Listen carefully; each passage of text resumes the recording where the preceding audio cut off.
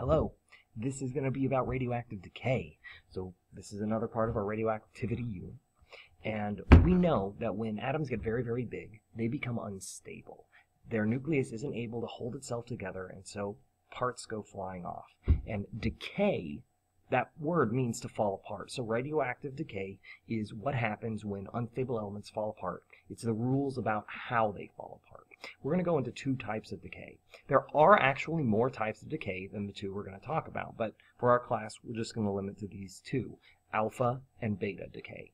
So let's take a look at alpha decay. Here we have our nucleus. This is our very large, unstable nucleus full of our protons and our neutrons.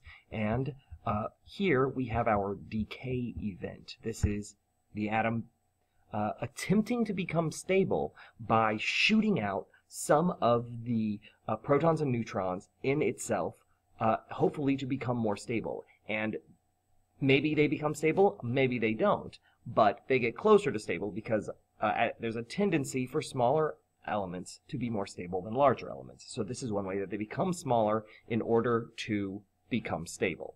So we have an alpha particle shooting out here. Well, what is an alpha particle? Well, an alpha particle is made of 2 protons and 2 neutrons, as illustrated here. So that's the exact same thing as a helium atom. So to show the symbol for a helium atom, we have our symbol He. We show that there's 2 protons down here, and it has a mass of 4 because it has a total of 2 protons plus 2 neutrons has a mass of 4.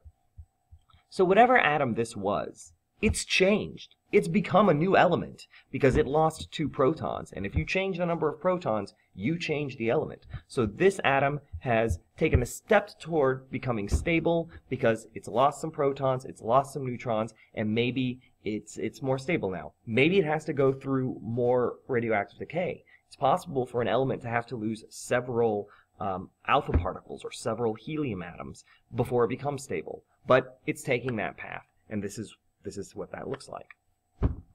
Now there is a second type of decay called beta decay, and it's a little bit different. Where can I move? There we go. Okay, so this is another model, and beta decay is a little more complicated than alpha decay. In alpha decay, we just subtract 2 protons and 2 neutrons, and you get your new atom. Here, it's a little different. As you can see, we have 1 proton and 2 neutrons. The red are protons, the blue are neutrons in this atom. And instead of something just breaking out and leaving, what you actually have is a neutron reforms. The things inside of the neutron kind of reshape themselves. A neutron is not made up of a proton and a neutron and an electron rather, but it is made up of materials that can form protons and neutrons. And so what happens in this atom is that one of these neutrons reforms and becomes a proton and an electron.